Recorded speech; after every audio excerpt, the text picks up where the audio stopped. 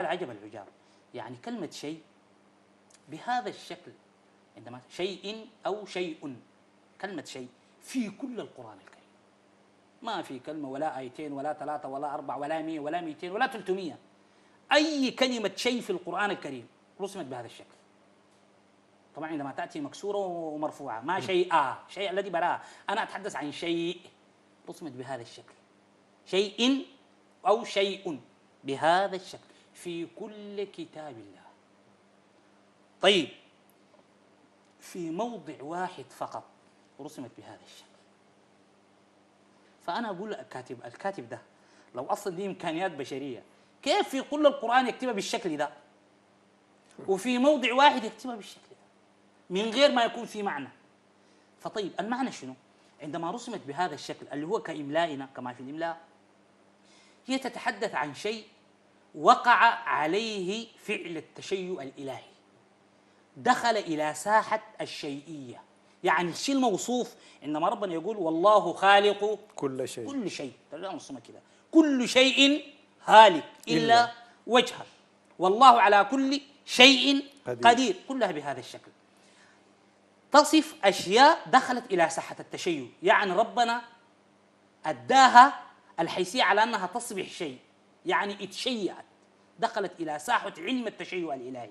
طيب الفرق يجينا لما نستعرض، عندما رسمت بهذا الشكل هي تتحدث عن شيء ما معروف يبقى شيء، والله ما يبقى، هو ادعاء إنساني رجما بالغيب، ما معروف يحصل وما يحصل، والله ما يحصل.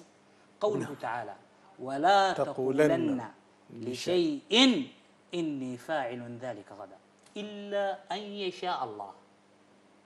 طالما أنه هو غدا وإنت قلت هعمله يمكن يحصل، لا تستطيع أن تعمله.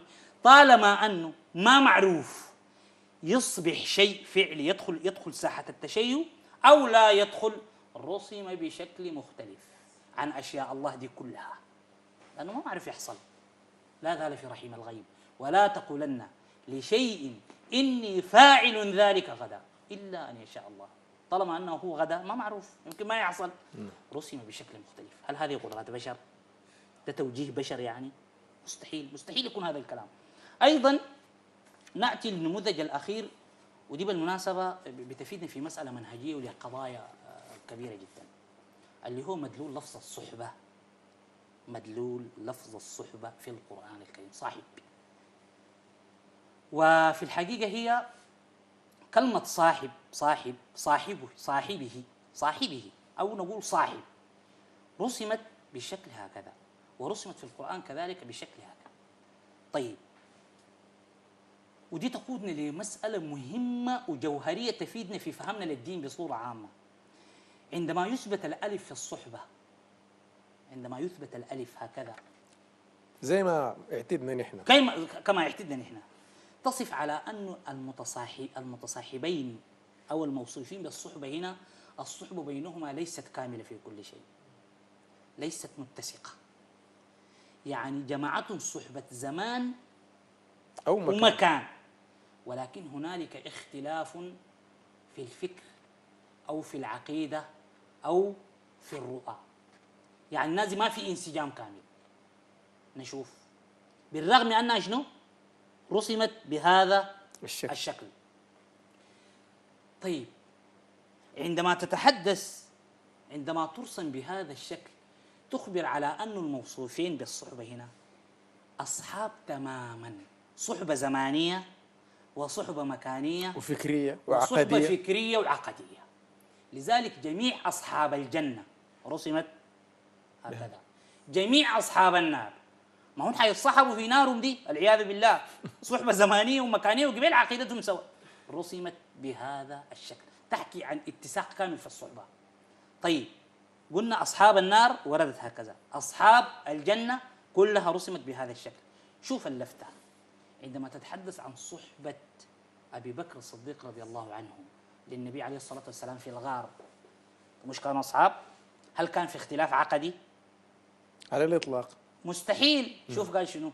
أخرجه الذين كفروا ثاني اثنين إذ هما في الغار إذ يقول لصاحبه لا تحزن إن الله معنا. أنا أقول بفضل الله عن طريق رسم هذه الكلمة تأكدت تيقنت لا أقبل شك من أي مشكك على أن من صحب النبي داخل الغار يتفق معه في الزمان والمكان والعقيدة والدين والفكر تماما، ما بسمع فيها كلام أي زول طالما أنها رسمت هكذا.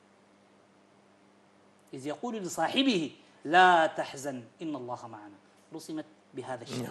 طيب يعيدنا للانتصار للخليفة الأول يعني تماما عن طريق الرسم يعني ما داير أنا ما في داعي عشان أسمع لي رواية، خلاص من الرسم هذا الموضوع بالنسبة لي أصبح يقيني. طيب عندما رسمت بهذا الشكل توريك على أنه في صحبة واقعة زمانية مكانية، لكن هنالك اختلاف لفوة، في اختلاف في العقيدة تماما. لذلك ربنا شوف قال شنو؟ وإن جاهداك، يتحدث عن من؟ وإن جاهداك على أن تشرك بي ما ليس لك به علم، يتحدث عن الولد والوالدين. نعم خلاف وإن العقيدة. جاهداك على أن تشرك بي، هو مؤمن والوالدين اختلفوا معه في العقيدة.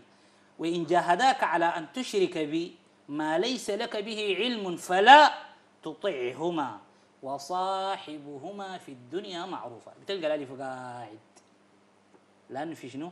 في اختلاف في اختلاف في العقيدة.